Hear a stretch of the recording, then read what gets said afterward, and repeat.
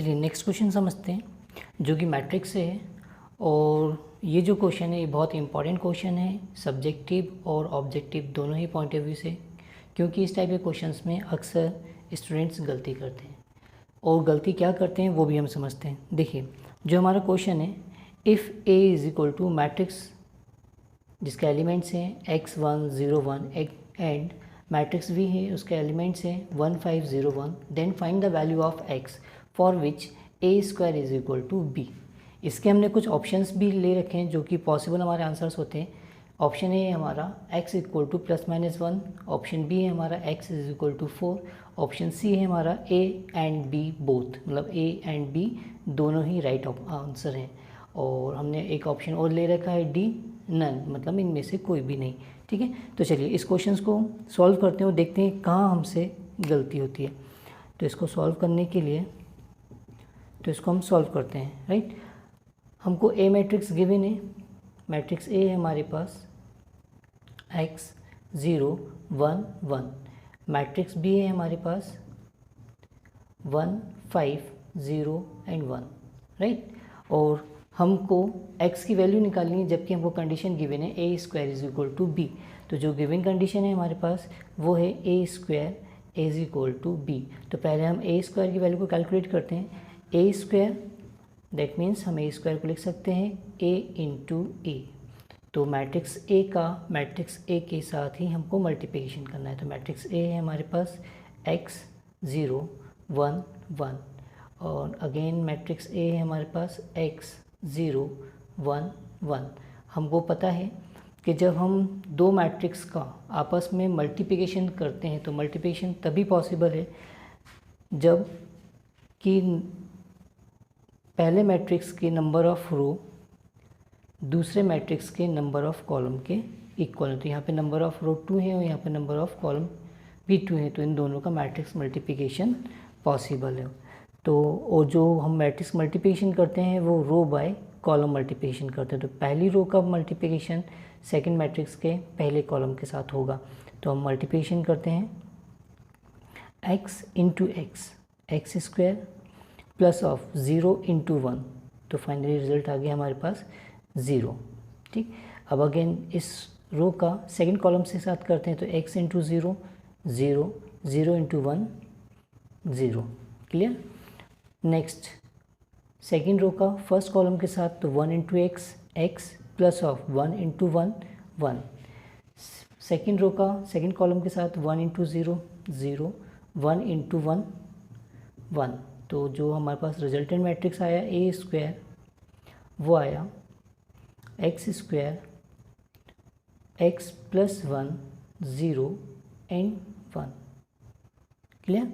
ये हमने matrix A square की वैल्यू फाइंड आउट की है। और जो मैट्रिक्स ए स्क्वायर है वो इक्वल है बी के। तो मैट्रिक्स जो हमारा बी है वो है 1 5 0 1। इसके बाद हमको पता है दो मैट्रिक्स इक्वल मैट्रिक्स होती हैं जब दोनों के ही ऑर्डर सेम है।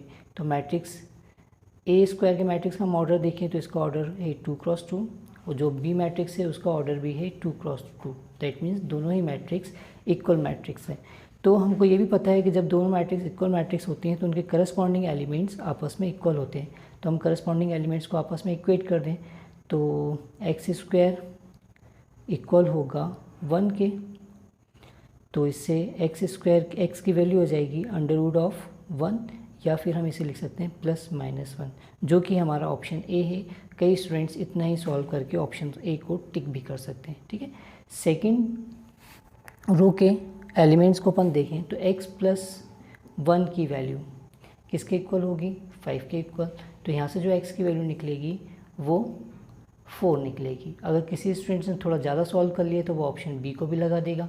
अब वो ऑप्शन बी और ए में बोलेगा कि दोनों ही ऑप्शन राइट है, तो वो ऑप्शन सी पे मूव करेगा और फाइनली इसको फिल कर देगा और बोलेगा कि जो x की वैल्यूज़ हैं वो होंगी +-1 और 4। क्लियर है यहाँ तक, और जो कि बिल्कुल गलत है।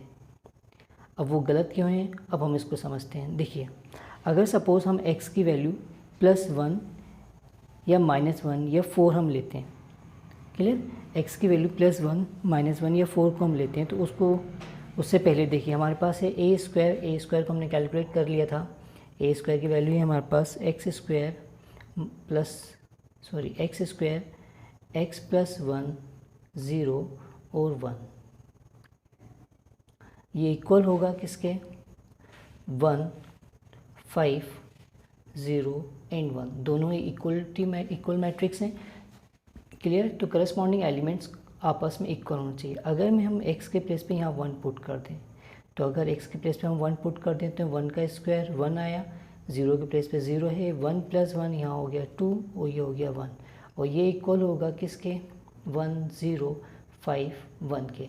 देखो 1 1 0 में तो कोई फ़र्क नहीं पड़ रहा, बट यहाँ पे 2 है और ये 5 है, क्योंकि अगर दो मैट्रिक्स इक्वल मैट्रिक्स होती हैं तो उनके करस्पॉन्डिंग एलिमेंट्स आपस में इक्वल होना चाहिए।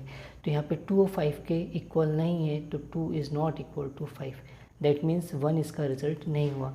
इन केस अगर अपन -1 भी पुट करते हैं तो -1 पुट करने पे -1 का स्क्वायर हो जाएगा 1 0 -1 + 1, तो ये हो जाएगा 0 1, और जो मैट्रिक्स बी है हमारे पास वो है 1 0 5 1। Again 0 is not equal to 5। अगर हम जो हमारा लास्ट वैल्यू है 4, अब उसको भी हम पुट करके देखें तो 4 का स्क्वायर हो गया 16, 4 + 1 यहाँ पर आ गया 5 0 1। क्लियर है। ये इक्वल होना चाहिए 1 0 5 1 के। यहाँ पर भी हम देखें 0 0 के इक्वल है, 1 1 के इक्वल है, but 16 is not equal to 1 and 5 5 के इक्वल है। तो इस तरह ये वैल्यू भी आपस में इक्वल नहीं हो सकती।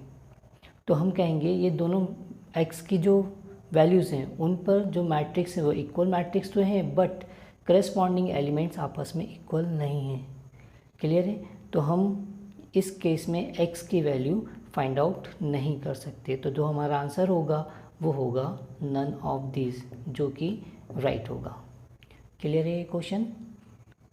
और अक्सर इस क्वेश्चंस में स्टूडेंट्स कॉमन मिस्टेक्स करते हैं, क्योंकि वो यहाँ तक सॉल्व कर लेते हैं और x की वैल्यूज़ को टिक कर लेते हैं। क्लियर है।